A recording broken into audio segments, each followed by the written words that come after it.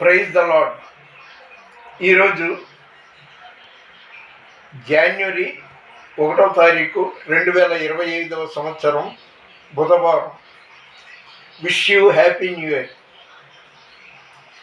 మనం happy new year అని ఒకళ్ళు పరస్పరం అభినందించుకోవడం, గ్రీటింగ్ చెప్పుకోవడం కాదు, కానీ నిజ దేవుడి మీద విశ్వాసం ఉంచి ఆయన మనకి వాగ్దానం చేశాడు. వాగ్దానం చేసిన దేవుడు నమ్మదగిన వాడు.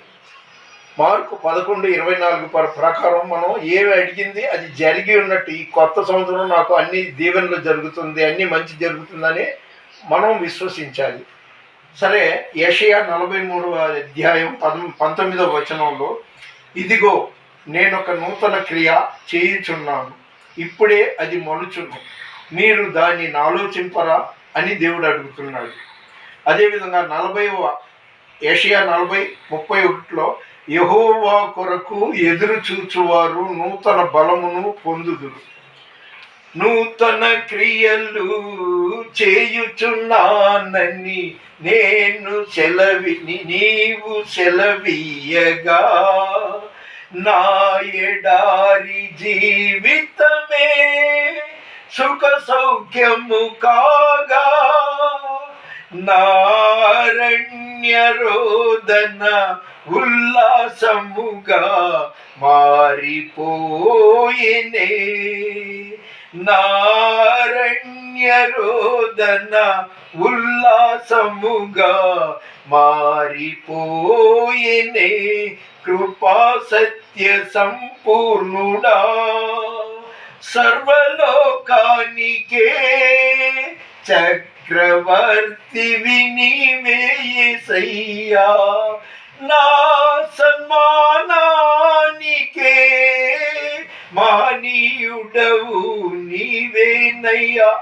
మన వినికిడిలో దేవుడి కొన్ని మాటలు దీవించును గాక. ముగింపుగా, ముక్తాయింపు ఒక మాట చెప్తున్నా. చర్చిలో ఏ డినామినేషన్ అనేది వదిలేయండి. చర్చిలో వాగ్దానం పెట్టి కొంతమంది 1-4 వాగ్దానాలు తీసుకుంటారు. వాగ్దానం చేసిన దేవుడు నమ్మదగిన వాడు కాబట్టి ఆయన మాట నమ్మండి. ఆయన నూతన క్రియ చేస్తున్నాను అన్నాడు, అది ఇప్పుడే మొలుస్తుంది అని కూడా చెప్పాడు. కాబట్టి నూతన బలం ఆయన కోసం మనం ఎదురు చూడాలి. ఈ 2025వ సంవత్సరం ఇవాళ వచ్చింది. ఒక 360 రోజుల తర్వాత 2026 వస్తుంది. అది కాదు, ఆయన నిత్యం ఉంటాడు, ఎప్పుడు ఉంటాడు, మనలో ఉన్నాడు, మనతో ఉన్నాడు. కాబట్టి దేవుని వాగ్దానాన్ని మీరు నమ్మాలంటే మార్కు 11:24 చదువుకొని, ఈ సంవత్సరం అంతా నన్ను దీవించినందుకు స్తోత్రం, మాకు సమస్యలు లేనందుకు స్తోత్రం అని ప్రార్థన చేసుకోవాలి. అదేవిధంగా యెషయా 43:19 కూడా మీరు చదువుకుంటే అది విశ్వసించాలి. విశ్వాసం లేకుండా దేవుని యొద్దకు రావడం అనవసరం.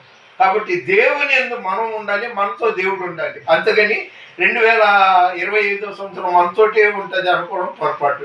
మన వినికిడిలో దేవుడి కొన్ని మాటలు దీవించును గాక. చూసిన మిమ్మల్ని, మీ కుటుంబాలని ఈ నూతన సంవత్సరం దేవుడు సమృద్ధిగా దీవించును గాక. దేవుని పరిచర్యలో మీ రత్నం ఫ్రాన్సిస్. God bless you.